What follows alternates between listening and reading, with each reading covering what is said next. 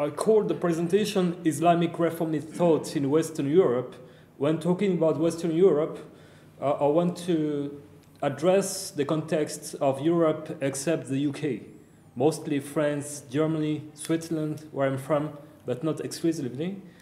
And the idea here is to show different trends in the thought we have in those countries that may not be the same debate here in the UK. And Zakat will be an illustration to speak about reformism in Islam, but I will define what I mean by reformism a bit later. First of all, talking about France, it's very important to note that the context has changed after the terrorist attacks in 2015, in Charlie Hebdo and the attack of the 13 November, where the state and the civil society asked for Muslims, they asked the Muslims to develop a new debate about Islam, about what Islam means, and try to find ways to define what Islam should be at that time, at that specific context. So there was a demand from above, from the government, but at the same time, a lot of Muslims also get confused about what Islam really teach. And that's what we need to situate that in order to comprehend what's going on in that specific case. Because, first of all, I would like to situate my talk. I've thought about that. I thought about Islam for the first time in 2005. I began to study Islam and to take part to various Muslim organizations and Muslim movements, such as the Tablighi, the Ikhwan al-Muslimin, Muslim Brotherhood, or the Ahbash, or the Salafi Wahhabi also. Just because I was new in Islam and I tried to understand what's going on, at that time I began to look at their message, but I never heard about reformism at that time. And now it's a very different period where nobody can ignore this debate. But reformism in Islam has a large variety of understandings and explanations. It's not the same definition. So that's a problematic term, as people will call them reformist, but it doesn't mean the same. And to talk about that, I decided to introduce the problem of zakat for non-Muslims. Is zakat permissible to be given to non-Muslims or only to Muslims? And as I said, in the first movements I used to follow, had, despite of their differences, they had the common understanding that zakat was only for Muslims. That's what we heard in mosques, that's what we heard in classical Muslim circles or Muslim courses we got, regardless of the movement. All movements had the common understanding of zakat being for the Muslims. But now we hear other things. So I would like to try to explore this question about reformist Islam. First of all, what does it mean in that French-speaking context of Europe? It's important to make a distinction first between reformist Islam and traditionalist Islam. The intention here is to go back to the roots of Islam, but everybody would say that. So it's not an idea which is only in the reformist claims, but that's the main way they would introduce them to other people. But what's important here is a wish they have to tackle traditional interpretations in matter of fiqh positions, jurisprudence, but also in ahadith. But the current of thought I would like to talk about today, referring to reformist Islam, is not like what we used to call historical critical approach as well, which are more labeled as progressive liberal Islam. Because the main difference for this current of thought of reformist Islam is that they still keep the Quran as the main source and the sacred reference. So they still consider the Quran, the Mus'haf we have, as the revelation. and they believe that the Mus'haf is in the good order. It was revealed as such, so they would not touch nothing from the Quran. But besides, they agree to tackle the hadith, even if it's called Sahih, and the fiqh position.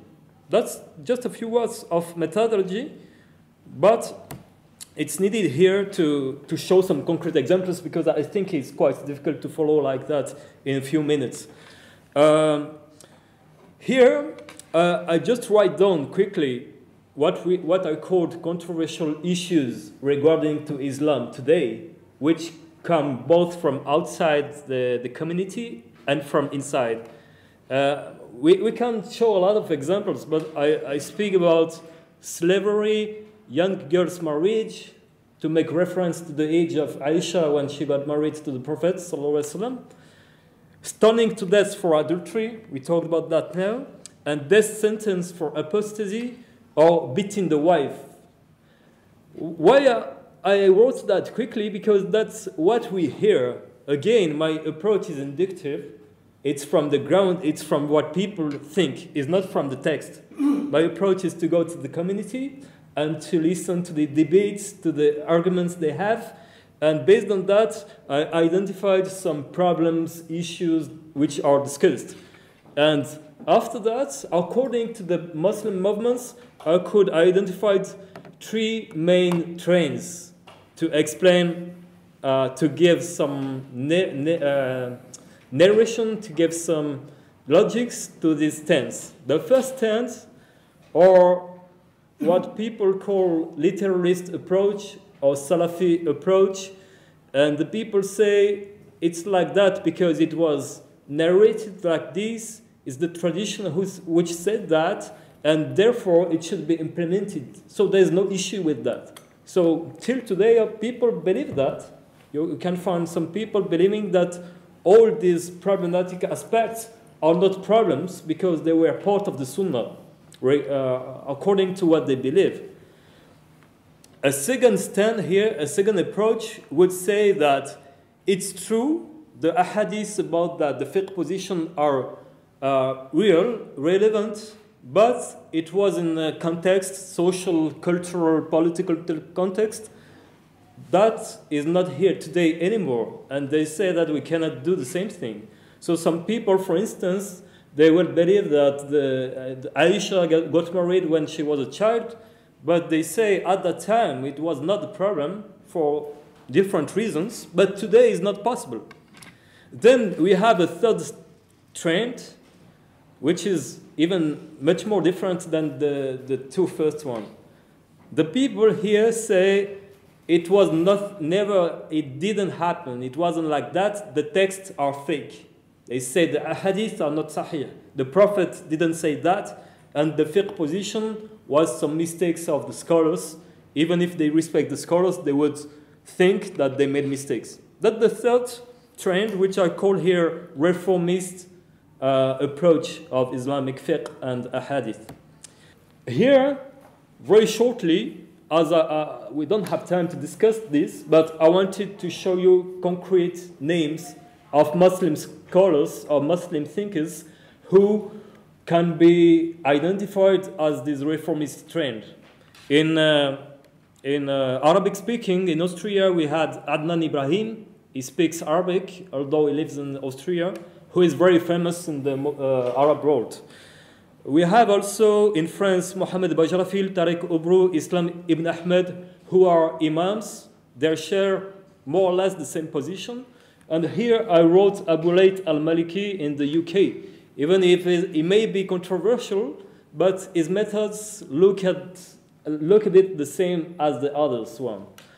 And also we have a link here with what we call Quraniyun, people setting the fiqh and ahadith aside to focus on the Quran. Farhan al-Maliki in Saudi Arabia is one of the well-known person representing that current. We have also Muhammad Shahrur in Syria, who just passed away.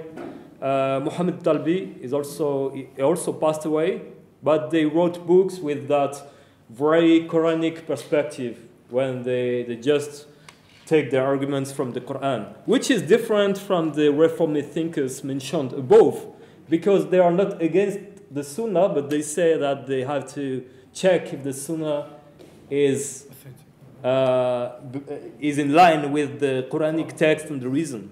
That's a different approach, though. Now, to come back to the question of the zakat for non-Muslims, the traditional interpretation we got in the mosques or in most Muslim organizations, at least in the countries I mentioned before, say that the zakat al-mal has to be given only to Muslims. It cannot be given to non-Muslims. That's what we learned for about 10 years. But it's more complicated than that, because if you read the Yusuf al-Qardawi books about zakat, big volumes about that fake statements, he quoted some different narrations that show that zakat is also for non-Muslims, according to a few Muslim scholars. But no, when coming to reformist views, we have three main interpretations here again of the people I mentioned in the precedent slides. The first one says that mu'allafa qulubuhum, reconciliation of hearts, means fostering social peace. So for them, it's a category of the zakat recipients which show that zakat can be given or should be given to non-Muslims as well than Muslim, especially in the European context. For instance, there is Mohammed Navid Johari in Germany. He wrote a master's thesis about that issue, and he argues that it's important for the German context to give zakat to non-Muslims. But another way to explain that is more in line with the reformists mentioned before. They say that zakat purpose is to tackle poverty, so it has nothing to do with being Muslims or not.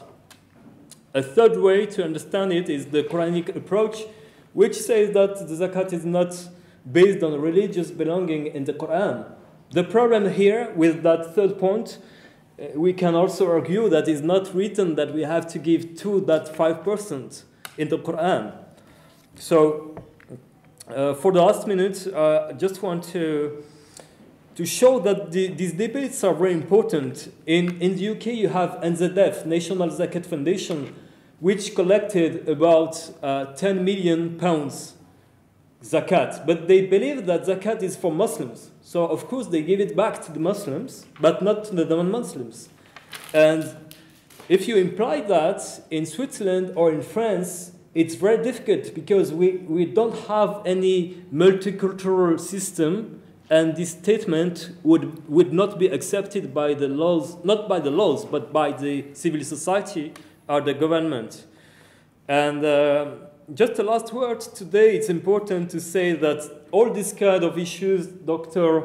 spoke about before are to be addressed today by Muslims, because we cannot escape that anymore. During a long time we didn't hear about such debates, but now it comes from within the community, but also from outside. And the problem of this reformist trend is not so spread out, is not well known because it lacks funding, because of course it's not linked to governments or transnational Muslim movements, even if it may change in the future.